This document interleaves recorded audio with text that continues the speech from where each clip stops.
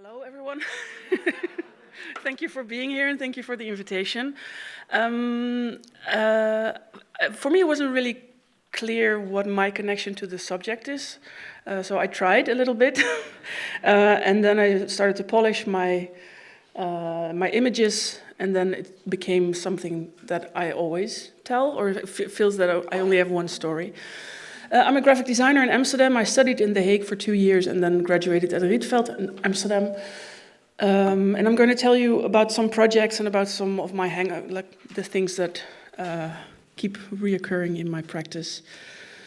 These are posters I make. These are some other samples, posters. Book design is something that I've done for quite a few years. Also doing the interior of book design.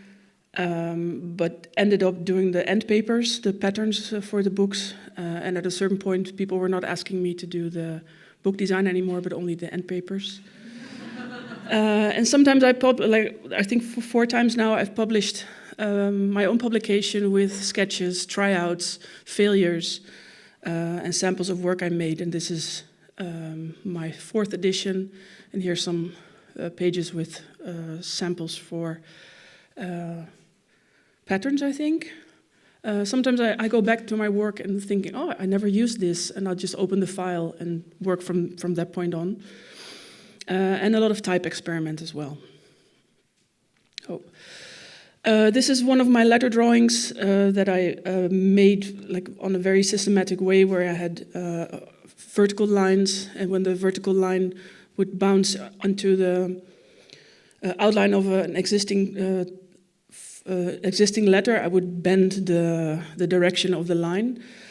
And this is just something I made in between projects. And that became the starting point of something much bigger. This was a hand drawing that I spent a couple of hours on. And this is generated by a Python script, which is all according to the same system, but I could tweak the stroke width and the stroke direction individually and have all these different outcomes of an A. And that became the starting point for a project that I've been working on for 10 years now. It's called Lowlands Festival. This is one of the major festivals in the Netherlands, where this Python script written by Just van Rossum is, for the first 3 years, was really the base of how we entwined legibility, type, and pattern into one grid system. This is an animation made by Juriaan Hos, who would be designing only in black and white, and he would be feeding the black and white images into the Python machine and would render these types of typographic images. Lowlands is a very challenging project for me because I'm a one-person studio, and the project runs 11 months a year. And I feel as if I have total freedom. Of course, it's very limited because the word lowlands cannot be cut up in 2 words, and it's most of the work is done for social media, and things have to be legible to some extent. But the style we make, I can really make my own set of rules for it, and I really enjoyed the fact that we made this grid where there was a lot of movement behind it. So it is like a prison of a grid, but still we could play with the colors and with having shapes being translated into this grid system. And what I like about something like this, but also something I do in other projects, is that you instantly have an image. There's no background, there's no foreground. There is some kind of woven system where if it's all right, it's finished. So I don't need to have extra things. Also, for Lowlands, it gets translated into merchandise. So this was a year where there was a lot of all-over patterns. And also in the first year, we did the skin for this new festival area, which is still being used, and the iconic image of the festival, which is amazing because we've just made it in our studio. Each 3 years, I try to develop a new system, and it's always the type is the base from where I start. So I type in Lowlands 2022 or LL22 at this point. And here I have a system at number 1. There's this grid font I type, and then I translate it into the background. I translate the background into lines, and I transform the lines into stroke profiles. And then I only keep the white. And then you get this funky letter, which I thought was very nice, but it was quite illegible. And because it's grid-based, I had the grid move behind the letter and then redraw the letter each time. So we have like 15 different shapes per letter. And then we could also animate those shapes. It's also, I think, the worst legible type. I forgot to put it in, but we have this one person in the audience of a concert at Lowlands and saying, what is worse, the climate change or the Lowlands website? So it is a way to get attention. I fortunately have a client that is like very self-conscious in a good way and just thinking, well, people want to visit the festival anyway, so they like to be edgy. And then I think for that this year I was really focusing on the type itself, and I had trouble of like figuring out a background. And in the end, I hand drew all the background by just dissecting taking all the anchor points and drawing them and cutting up the background in that way. But it felt the first 3 years where it's really that grid system, it felt like this is complete. It's a logical story, and here's a lot of made up rules to get a full image. For 25, I took a font that we made for an earlier year and I translated it into shapes. I put a bend over it, and in the end I got this variable font, which I really like. I think it's charming with the gradient in it, and we used it of course, throughout the year for all the different things from the festival, but here it is for the signage. They may fly and I miss you. They call them Canadian soldiers, I miss you. Fly fishing, artificial flies to resemble March brown mayflies. So this is not my mother's tongue. The M is derived from the scribble for water. When you have no feeling for language, a widow can dance in a meadow, eating honeydew melons. Her country doesn't exist anymore, and I told you, I miss you. No letter should hold flowers made warm. She told me she's sick to her stomach. She misses her mother. Oh, this is the letter we used for the Lowlands, and I still I focused so much on the letter that we didn't figure out a background, so we just put the repeating waves on the background, and still I think it looks nice, but I'm not satisfied with it because the puzzle is not complete. I'm taking you back to my graduation in 2003. Since 2015, it's been very logical for people to have this hand and eye coordination back with the Apple Pencil. In 2002, it was something new for me, at least as a student, to be able to have a pen, write, and have it in the computer, but not looking at your hand. And the first time I had this tool, I started to draw or scratch the inside of within the outlines of an existing piece of text. And when I looked at the letters separately, I thought, oh, they're all quite different and still are the same type. When I was a student, I was taught that type is always black or solid. There's nothing in it. You cannot make gray type, or you give it a gray color. And with stacking of these different drawings of an A, I found out that you can bring texture to a type, and that's something that has been intriguing me ever since, to be able to bring color into a type, which of course now 20-something years later is a different story.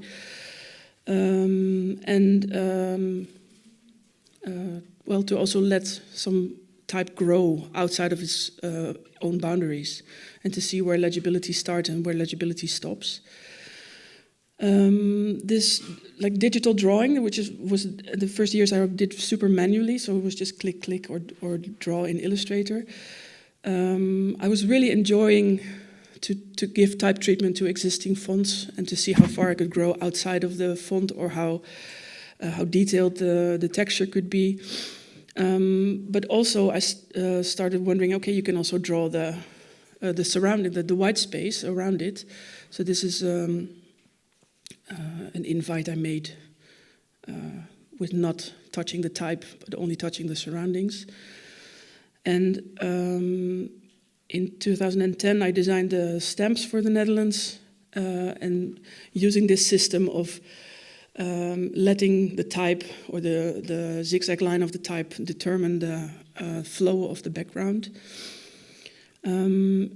At some point, I don't even remember, I think 2010, I started a gallery space in my living room. And I think the most, up to that point, I was mainly a book designer. And for this home gallery, I have suddenly had the urge to make posters and to announce that there were artists presenting their work in my living room. And that's when I started to do screen printing, started to experiment with color, and was being my own client with nobody saying that it was good or it was bad or it was not communicating or it was legible or not. So I made this body of, like, I think 10 or 11 posters where it was only typographical experiment and color experiments. And that, I think, really changed the direction of my work in general, because there was nothing that looked like this at that point. And I was doing it for my own gallery, I was doing it for free, so the only challenge I had was to make myself satisfied and surprise myself. This poster is from 2015, so I went back into my archive to show you the steps that I make to how, like, this is how I start. I have a poster, I type the name, and from there on I just start to draw and find ways to have a background and have legibility at the same time. So it's not about designing type, but it's about designing a system that would work. So here I thought, okay, what if I scratch around it, or make it more bold, or make the letter into lines and connect the lines, see what happens, or also use the background with lines. So this is like a game of asking myself questions and stopping midway because it's either too much work or I have another idea coming up. And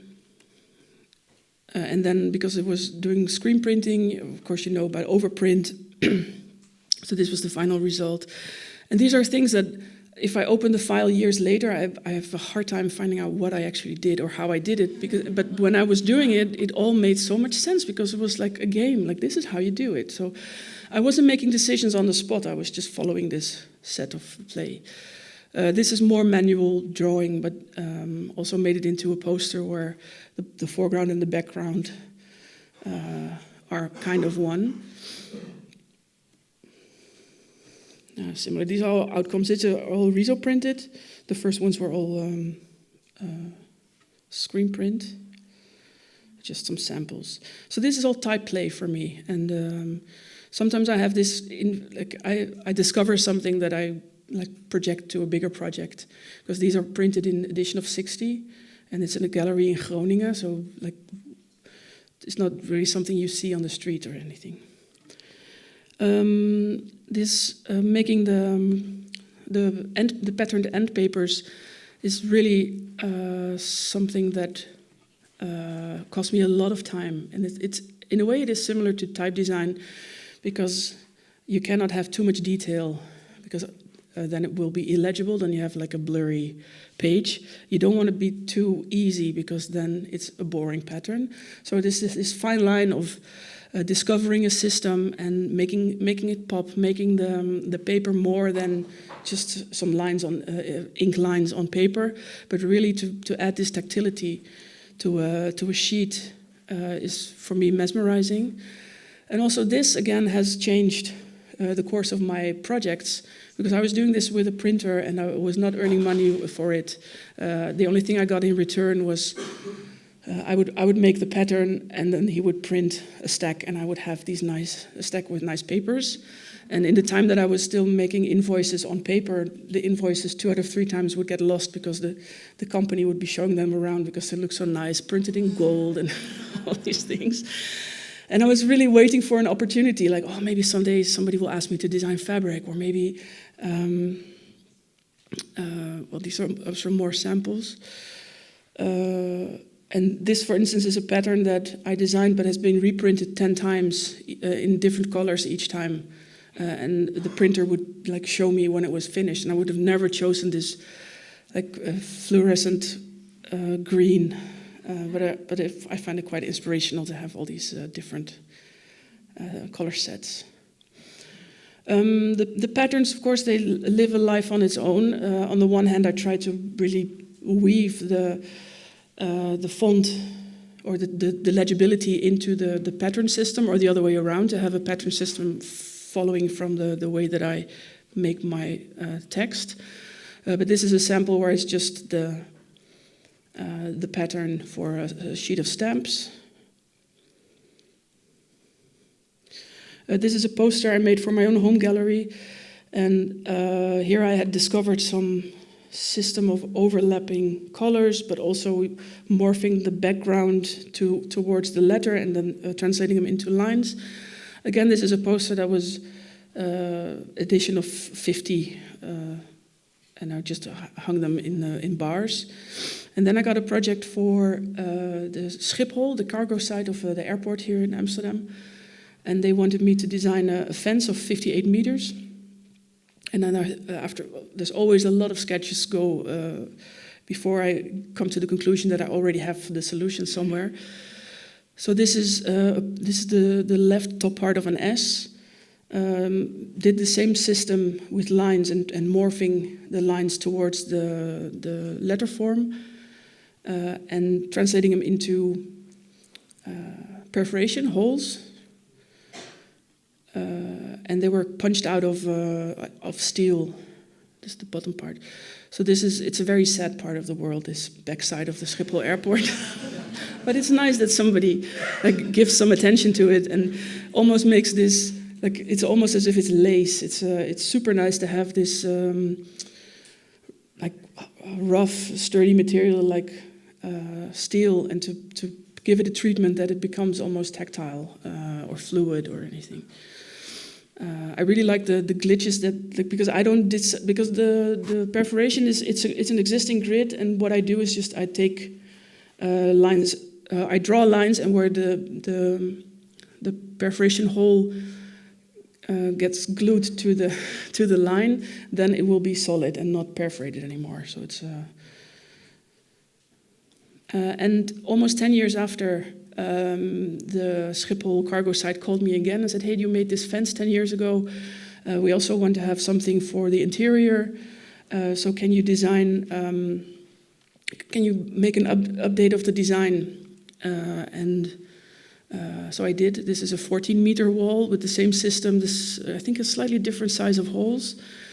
And here, the thing with patterns is you also want to make it like conceptual or content or something that you have to sell your work as well, and not saying, oh, this is pretty. So after a lot of things that were too obviously content, I was like studying the way that airplanes like rise and go down, and then in the end I thought, oh, I just need to make curved lines, and then I made this system where I think every line goes to an anchor point of the square, whatever. It looks good. But that's how I sold it, so I called it like travel pattern or something, I don't know. So this is the pattern, and then we took the pattern off from the grid of the holes and became something like this. And I have some very shitty pictures because I just got them last week, so it's finished now. But here to give you a little bit of an impression on the upgrade of a very sad part of Holland. The patterns, I don't see them as an end station. For me, it's material. It's something that I make. It could be a book, but it could also be, in this case, I made an installation in the Bijzondere Collections, Amsterdam, which is now Allard Pierson. Made an installation of wallpapers, so it was very like boxed like there were a lot of tiny rooms, so all the walls have a different wallpaper. Well, this was a way of me showing all the patterns I have.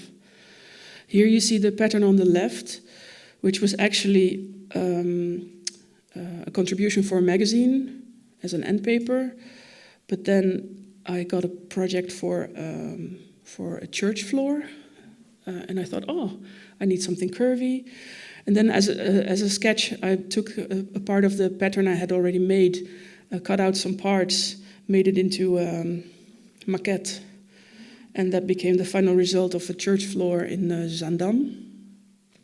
Where I make it sound very easy, but it's a lot of talking and a lot of research.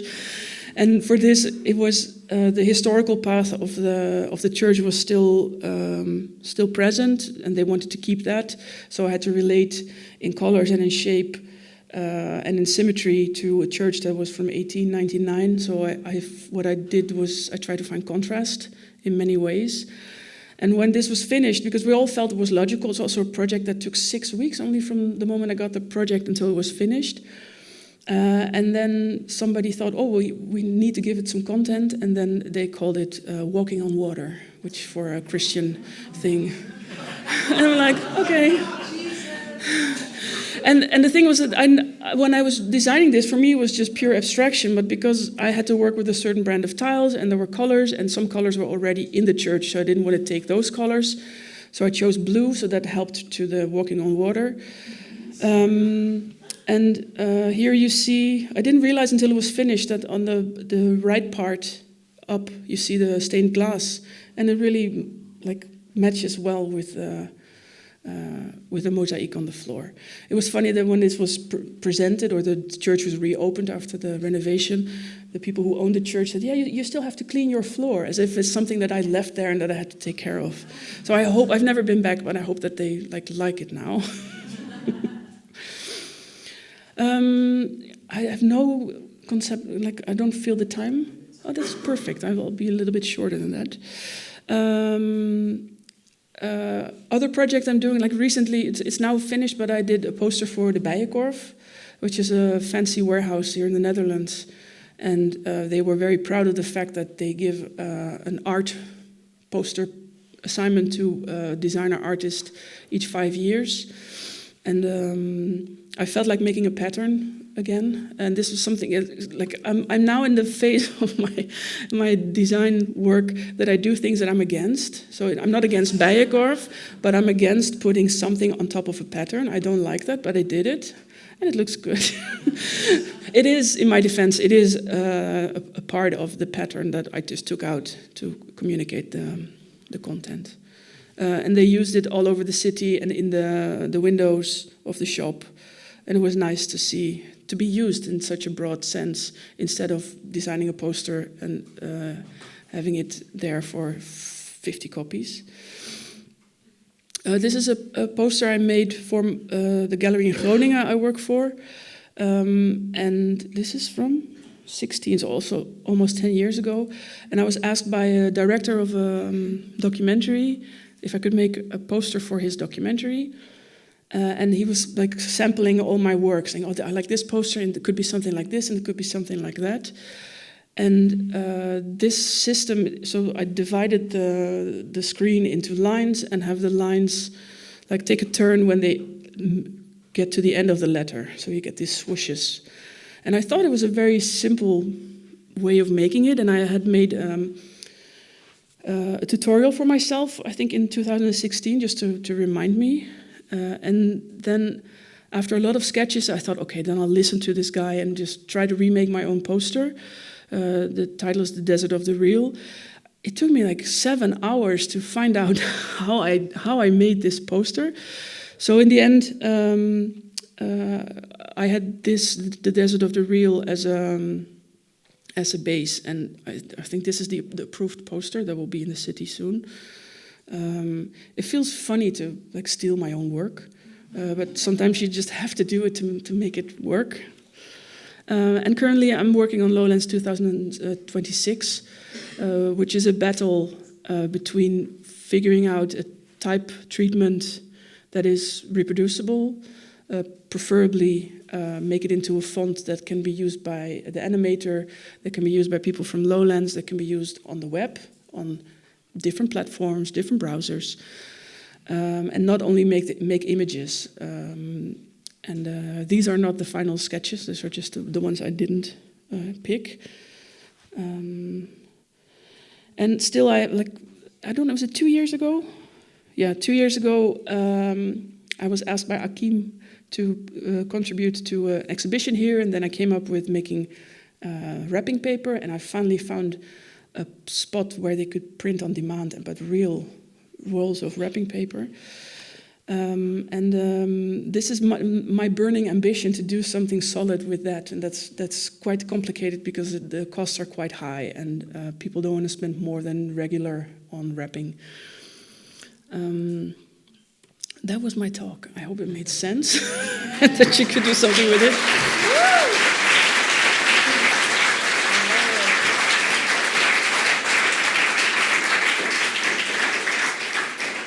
Quick question. Was that poetry part of the presentation? Oh, it wasn't?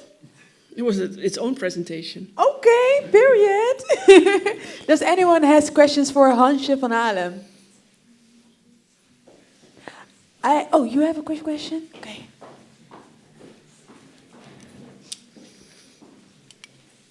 You had a question? Oh, I thought the hand was off. Niemand? Well, I have a quick question. Do you have rules, because you're like very experimental, you love to play with colors, with forms, but do you have like rules that you will not cross, like mixing orange with pink or mixing different forms that just don't match at all? I do. Oh. I hate making posters was one of my rules. Didn't stick to that one. I hated paper that was completely full with ink. That's what I do. Yeah. I hate putting like type on backgrounds. Yeah. That's kind of what I'm doing. So yes, I have rules, but I don't stick to them. So every rule is like your mission to break it. I don't know. Yeah, in hindsight, yes, but Yeah. not when I'm making the rules. And no. is there one rule that you have put your sight on, like, ooh, this is one that I'm about to break? No, you have suggestions? I'm a graphic designer, so I really like boundaries and special requests. So. Does anybody have a special request? Do you have a special request? No, but I did. I mean, you're making this sound very easy, and my question is, what does it look like when you're fully frustrated at the process and you've had enough and you just want to escape from all things color and graphic everything?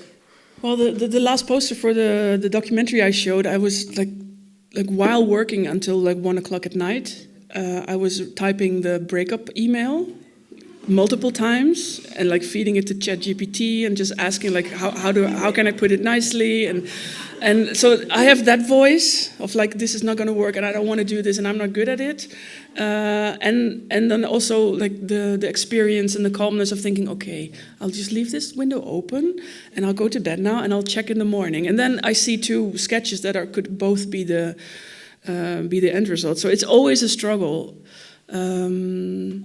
The only positive thing is that, like, when the years progress, I spend less time doing this struggle. So I used to struggle for 6 weeks, and now I struggle for 4 days or something.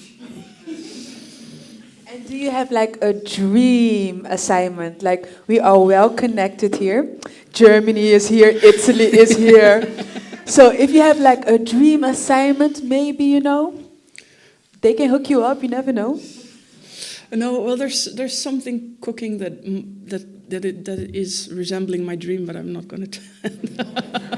Not even a hint, like, we can be quiet. I've always dreamt of making banknotes, and I'm not in, like, I'm in the running just as anybody could have sent in their work, and we haven't heard anything yet. But that is, even if I don't get a chance to make sketches for it, that would still be my dream. Okay, let's manifest that for you. Give it up for Hansje van Halem.